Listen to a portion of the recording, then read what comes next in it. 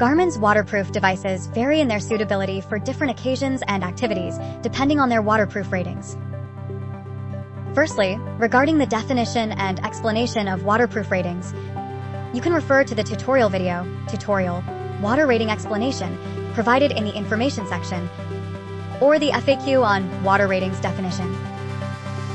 After understanding the waterproof ratings, it's important to note that the waterproof function is not immune to potential vulnerabilities. It may be affected by the following factors.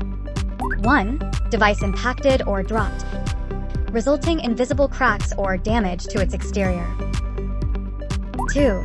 Device comes into contact with soap, shampoo, lotion, hand sanitizer, perfume, sunscreen, insect repellent, cleaning agents, oil, or hair dye.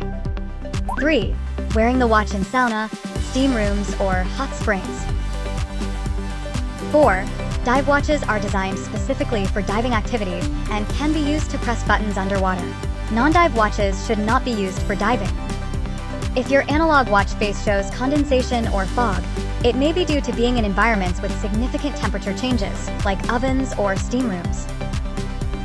We suggest placing the device in a warm area to help dissipate the fog.